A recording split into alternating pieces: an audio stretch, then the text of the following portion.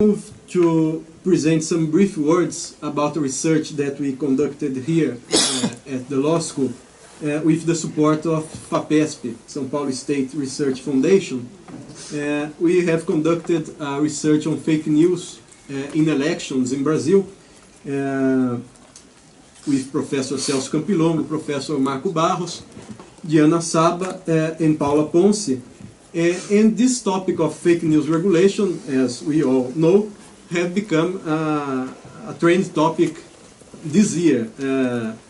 So our research focused on the elections of 2018,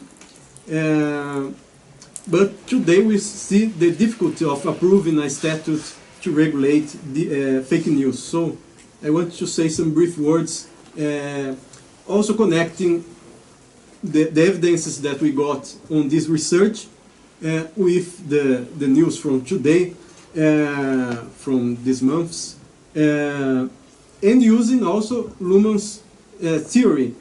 Professor Hanna just presented a very creative utterance of Luhmann's theory, applying his concepts of information to analyze case law concerning data privacy. And I will use some concepts from systems theory in order to try to analyze the conflict between politics and law in Brazil and the frictions among political and legal system in trying to regulate fake news. So my team is legal innovation and regulatory learning, evidence from fake news regulation in Brazil. The phenomenon of massive dissemination of misinformation through digital networks, what the semantics of our time has marked by the term fake news, has gained notoriety in the last decade around the world.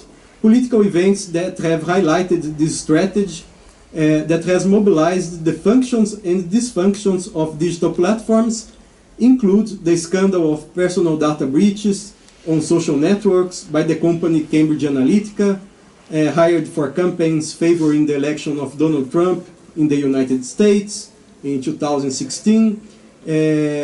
Also, Cambridge Analytica was hired by pro-Brexit groups in the United Kingdom in 2020. And these strategies have spread around the world. And here I want to say some words about the Brazilian case. Brazil has been preparing a kind of regulatory package for digital communications since the Internet Bill of Rights in 2014. And as the scandals of personal data breaches in digital environment emerged worldwide, the general law for the protection of personal data was being processed in the Brazilian National Congress. So this law, the LGPD, was the subject of intense dispute. The statute was approved by the National Congress in August 2018, on the eve of the October presidential election, which marked a new level of mobilization of digital networks by electoral campaigns, especially for the dissemination of fake news.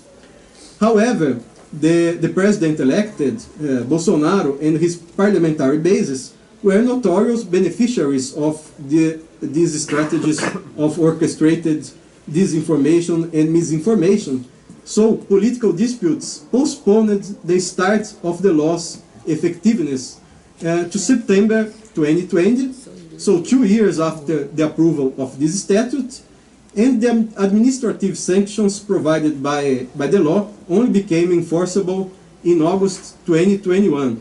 Just to remember, so 3 years after the approval of the law. This kind of temporal postponement of the effectiveness of the law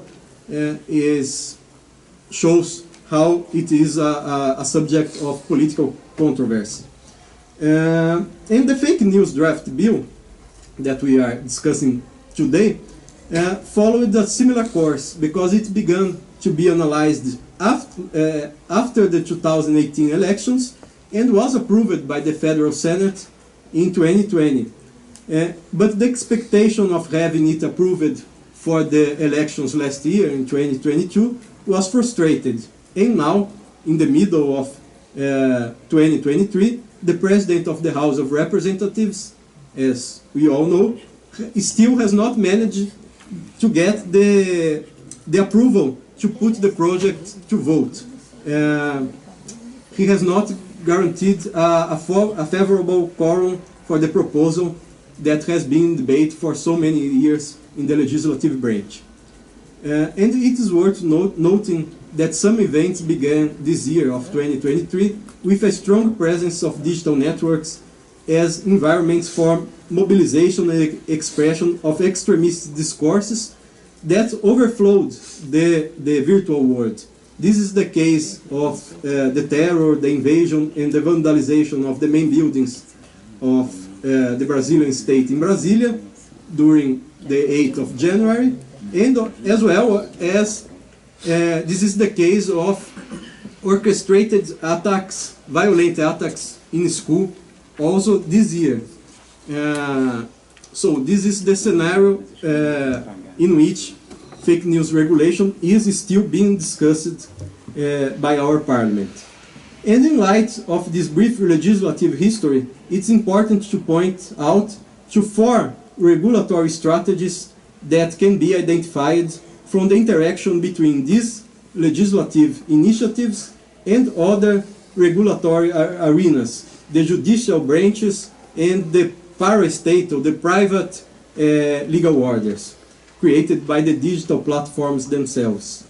This team reviews a challenge for the learning of the legal system, for the regulatory learning of the legal system, for at least 3 reasons. From a social perspective, fake news is a phenomenon with repercussions in multiple areas of society. Not only politics, electoral fake news, but also fake news concerning healthcare, education, science, religion. So this is a kind of complexity of regulating this theme. We have another complexity in terms of time, because this is a novelty, not only in terms of the technological evolution of the digital platforms, the social networks, the private messaging services, but also due to the exponential process of digitalization of communications in society, as we have seen since the coronavirus pandemics. So every communication nowadays is produced by digital means of dissemination. And this characterizes the risks of fake news through these digital platforms. And finally, the issue involves technologies under the transnational dominion of global monopolies and oligopolies, thus posing challenges to the scope of state national law to bring national regulation to global platforms. So, as we have seen, facing these challenges, we notice 4 regulatory answers that the Brazilian law is trying to produce in order to start regulating fake news. The first regulatory strategy is the focus on principles, the reliance on principled norms instead of on the definition of rules with clear hypotheses of incidence and due consequences. This use of principles instead of rules allows for greater adaptability of the legislation to technology, and also informs the creation of legal microsystems, legal areas of speciality that evolve and become more complex, as we just have seen an example here in the presentation of Professor Hanna. The example was how to distinguish physical privacy from informational privacy. So new sub-areas, microsystems are created, and principles have the potential of generating this kind of complexity in the legal system.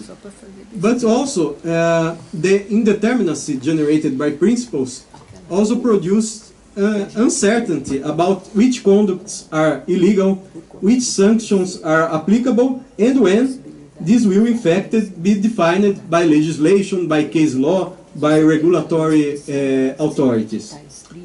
The definition of principles tends to transfer discretionary power to administrative authorities or, in their absence, directly to the judicial authorities, overloading the judiciary branch.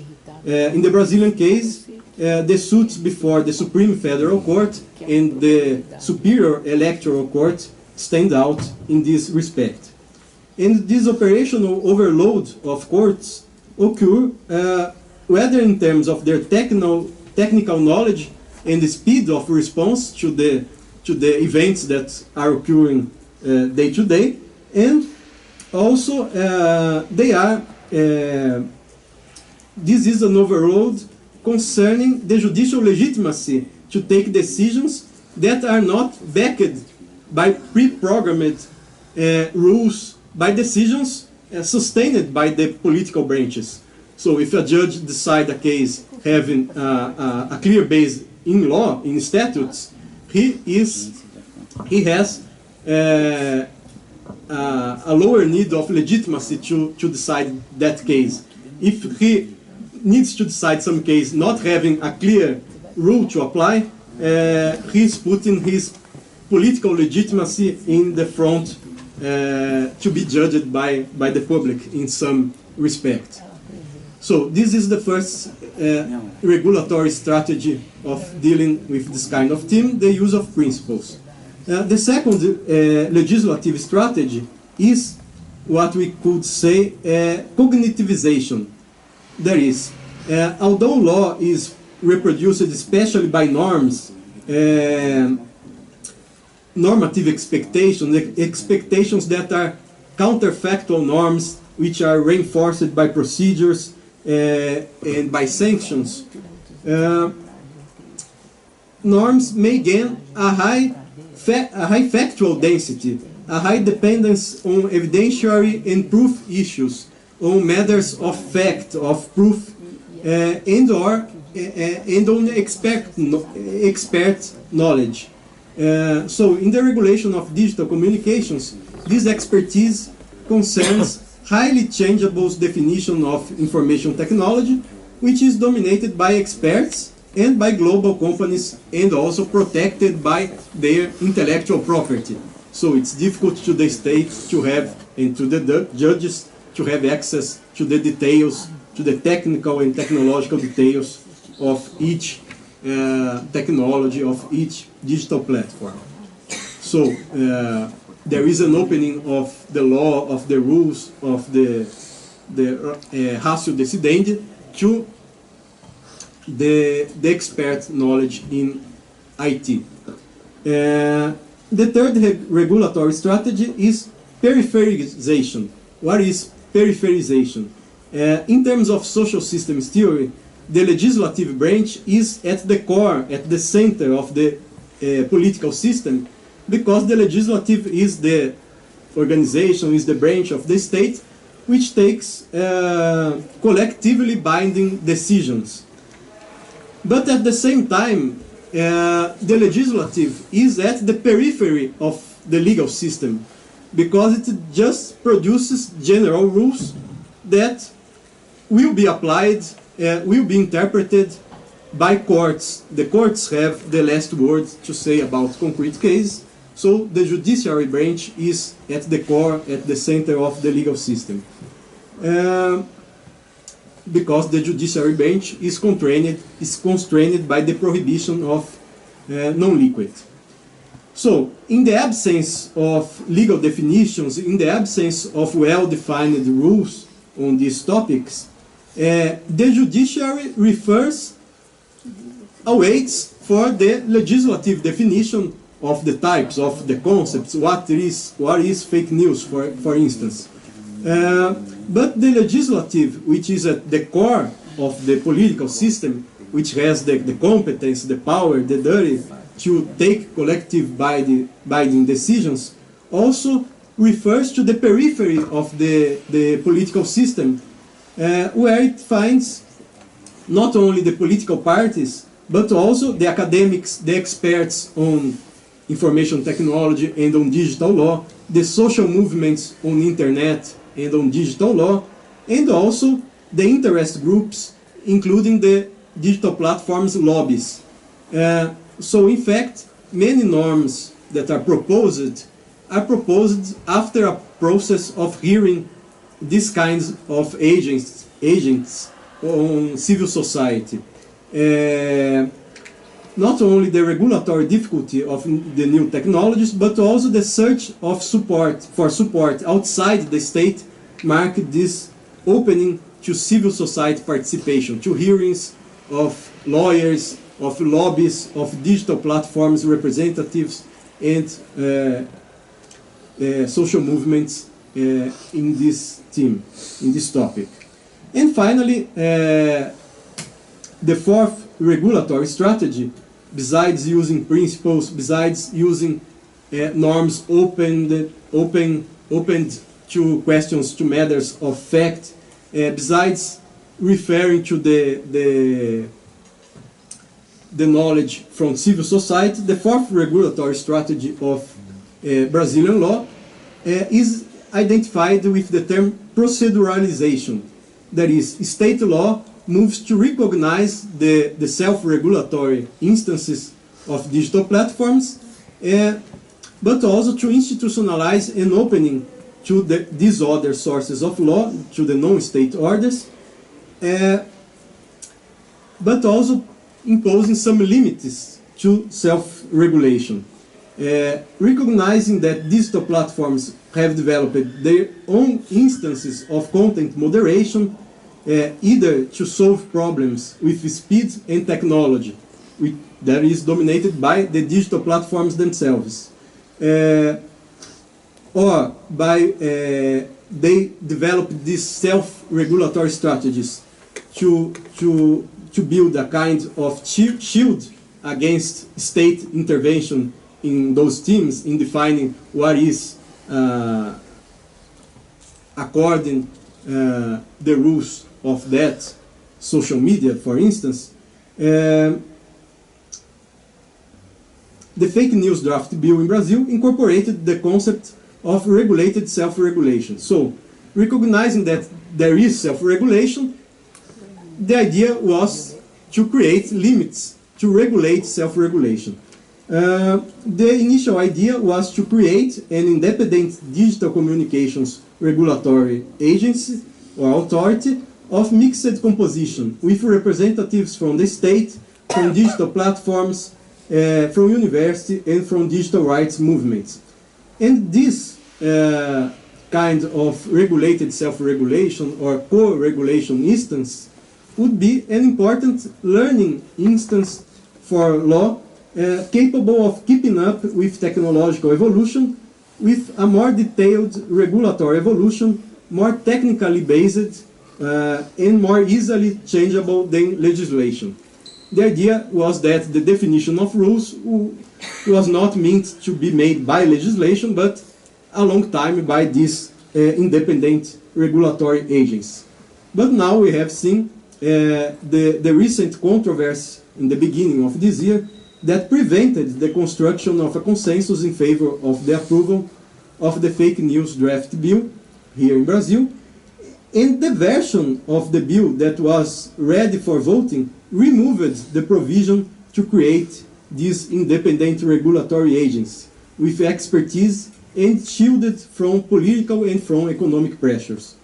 Thus, the statute would be instituted without the crucial device for regulatory learning and for the enforcement of its rules, its principles and its sanctions.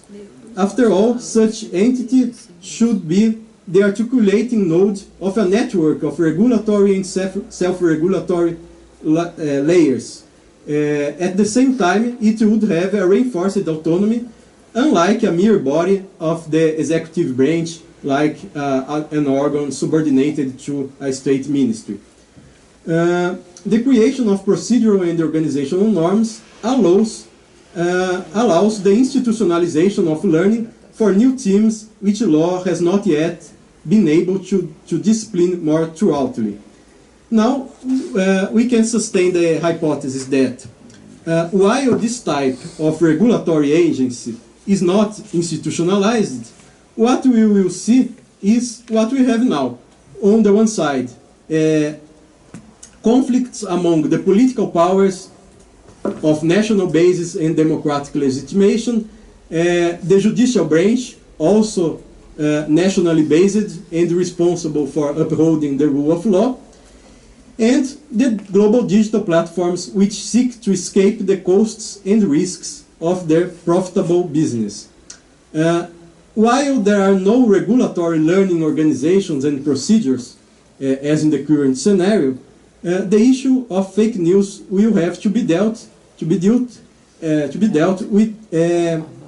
with discretionary measures, with monocratic and coercive decisions of judges, until the consolidation through statutes, through case law, of normative guidelines and rules and procedures, including procedures of coordination among the branches of state and between state and private platforms.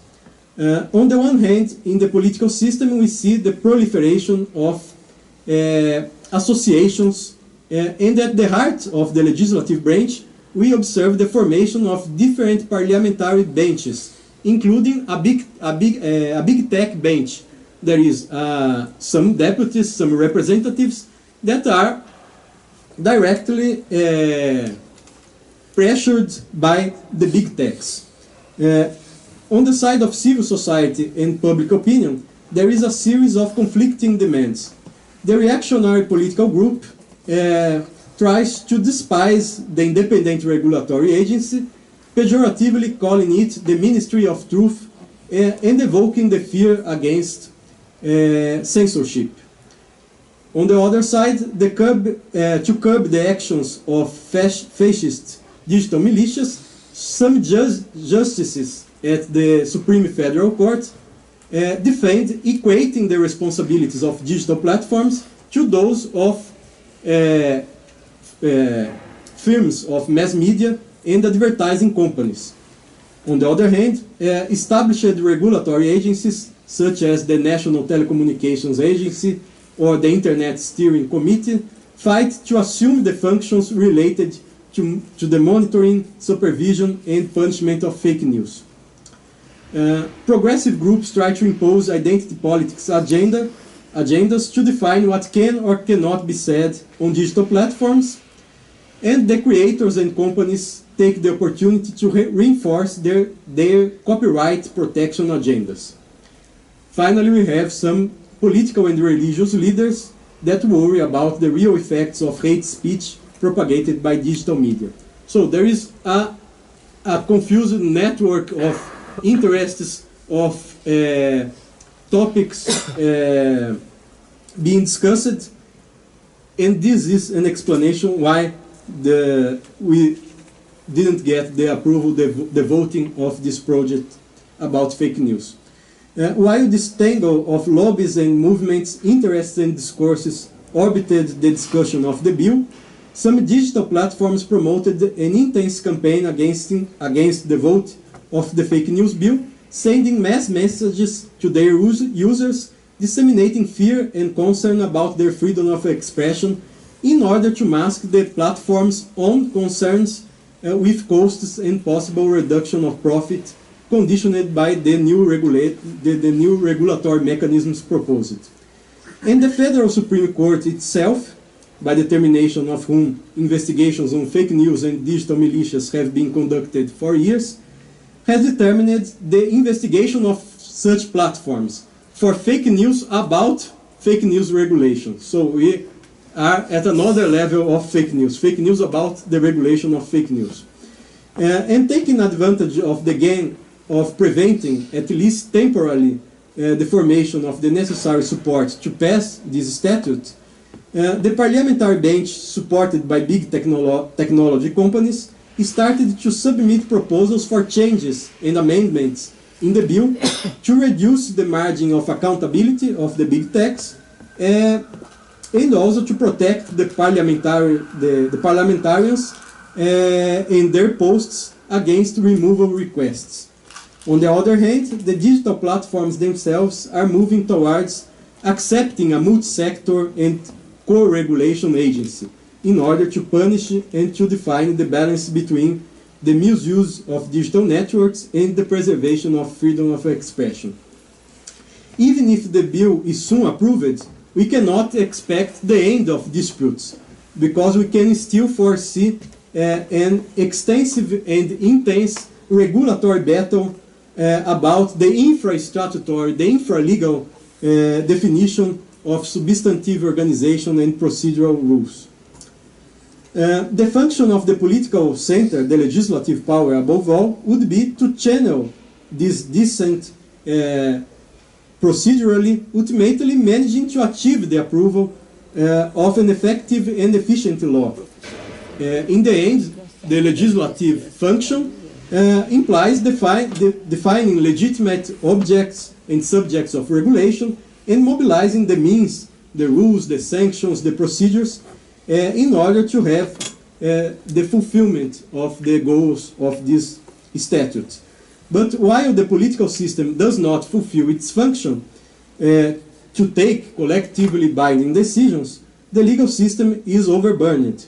The judicial core of law, particularly the higher courts, particularly the Supreme Court, are forced to make ad hoc decisions directly confronting digital platforms without having the backing of appropriate legislation. And besides the difficulty of ensuring consistency of law and building a case law capable of binding and guiding future decisions, this type of movement ends up inflating the law itself by deciding without sufficient regulatory and legislative basis, which would manifest a corresponding political support, the judiciary devalues the strength of the law itself, making spontaneous compliance scarcer and having to resort to more overtly coercive measures and threats and punishments, which ends up feedbacking this polemic. There is the lack of support of a regulation of this topic, decreasing again the chances of consensus building around regulation of digital communications. So, while regulatory learning is not institutionalized through legislation, through a co-regulation agency, we see a vicious circle of anomie and impotence, of deauthorization and delegitimation of any strategy and measure to deal with the risks of digital communication, while the dangers of digital communication grow in this kind of digital state of nature with its exponential potential of viralization and production of real, massive and diffuse damages. So this is the situation where we find us today. We don't have the consensus to build regulation.